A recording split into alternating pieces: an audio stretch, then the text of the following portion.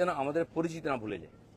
আমার পাড়ায় বিয়ে হচ্ছে টিএমসি নেতার বাড়িতে, সে টিএমসি করে বলে তার বাড়িতে আমি বিয়েতে যাব না। এই ধরনের জঘন্য নিম্ন রুচির রাজনীতি দিলীপ ঘোষ করে না, করবেও না, এটা আমি ঘৃণা করি। আমার বাড়ির জামাই যদি অন্য পার্টি করে সে মেয়ের বাড়ি আমি যাব না, এই রাজনীতি দিলীপ ঘোষ করে না, করবে না।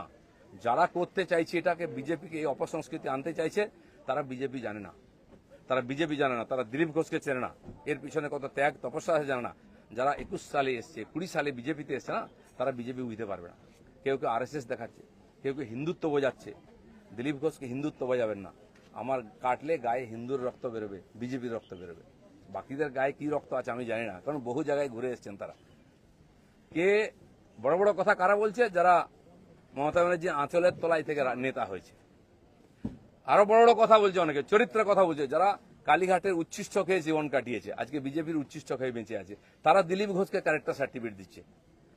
যারা 4টে বিয়ে করে, 14টা গার্লফ্রেন্ড রাখে, রাত্রের জীবন একরকম, দিনের জীবন একরকম, তারা দিলীপ ঘোষকে ত্যাগী ভোগী বলছে। আহাম্মক। রাস্তায় দাঁড়িয়ে বলো, লোকে কি বলবে? দিলীপ ঘোষ আজকেও রাস্তায় দাঁড়িয়ে আছে, কালো দাঁড়িয়ে ছিল, আগামী দিনেও থাকবে। মানুষ জানে দিলীপ ঘোষ কি করেছে, দিলীপ ঘোষ কি। আমার মন আর মুখ এক। আমি পর্দার আড়ালে কথা বলি না, কোন নেতার সঙ্গে বন্ধ ঘরে মিশি না, আমি সে যেই নেতা হোক। আমি চৌরাস্তায় দাঁড়িয়ে কথা বলি, ক্যামেরার সামনে কথা বলি। এটা দিলীপ ঘোষ। তাতে যদি কারো কষ্ট আমার কিছু করার নেই। দিলীপ ঘোষের মিশন ঠিক আছে, দিলীপ ঘোষ পাল্টাবে না, তার নীতি পাল্টাবে না। দিলীপ ঘোষ বাংলায় পাল্টাতে এসছে, অর্ধেকটা হয়ে গেছে। যারা কোনোদিন পার্টির জন্য কন্ট্রিবিউশন করেননি তারা বুঝবেন না বিজেপি কি, দিলীপ ঘোষ কি। সেই জন্য কষ্ট পাওয়ার কোনো কারণ নেই। দিলীপ ঘোষ আছে, দিলীপ ঘোষ থাকবে যতদিন পার্টির প্রয়োজন হবে। যে কর্মীরা আবেগে ভাসছেন, আবেগে ভাসার সময় নয়। যদি সত্যি সংকট আছে লড়াই করুন। আর বিজেপির কর্মীদের উপর আক্রমণ, হিন্দুর উপর আক্রমণ ভারতবর্ষের প্রথমবার হয়েছে।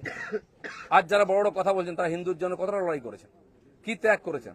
4 পয়সার ত্যাগ নেই। বিজেপিতে কামাতে এসছেন, কামানো কমে যাচ্ছে। আমি দোকান সাজিয়ে দিয়ে এসছিলাম 77টা এমএলএ দিয়ে, 1 ডজন এমএলএ আজকে নাই কেন? এমপি কোথায় গেল? জেলা পরিষদ সমিতি প্রধান চলে যাচ্ছে কেন? জবাব কে দেবে? 21-এর পর থেকে বিজেপির নামছে। 19 সালে বিজেপি 41% ভোট পেয়েছিল, এবং আজ অনেক নেতা আমাদের পার্টিতে তার বিরুদ্ধে লড়াই করে আমরা পার্টিকে বাড়িয়েছিলাম। অনেকে প্রশ্ন করছেন, 41% ভোট আর 121টা বিধানসভায় আমরা লিড নিয়েছিলাম। 5 বছর পরে 24 সালের ইলেকশনে সেই ভোট 39% নেমেছে, আর 91টা বিধানসভায় আমরা লিড পেয়েছি। পার্টি এগোচ্ছে না পিছোচ্ছে? আমরা হার জিততে ভুলে গেছি 21 সালের পরে।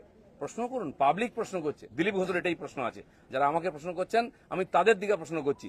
আপনারা তো নীতি শেখাচ্ছেন, রাজনীতি শেখাচ্ছেন, হিন্দুত্ব শেখাচ্ছেন, কি দিয়েছেন সমাজকে? কেন পার্টি নেমে গেছে? 250 লোকের প্রাণের বিনিময়ে যে পার্টি দাঁড় করিয়েছিলাম, সে পার্টি কোথায় আজকে? কেন হারছি আমরা? কেন লোকে ছিচিৎকার করছে? আর এই দালালরা যেদিন থেকে পার্টিতে এসছে, বিজেপির গন্ধও চলে গেছে, বিজেপির স্বাদও চলে গেছে। লোক বিজেপির ভরসা করতে পারছে না। তাই ভরসা ফিরিয়ে আনার জন্য লড়াই করুন, নাটক করবেন না। রক্ত দিয়েছি আমরা, ঘাম দিয়েছি, তারপরে মানুষের বিশ্বাস জিতেছি, মানুষের আশীর্বাদ জিতেছি। দিলীপ ঘোষের তো লড়াই জারি আছে। আপনারা ঠিক করুন কে কোন পার্টি থেকে লড়াই করবেন। দিলীপ ঘোষ পার্টি পাল্টাতে আসেনি।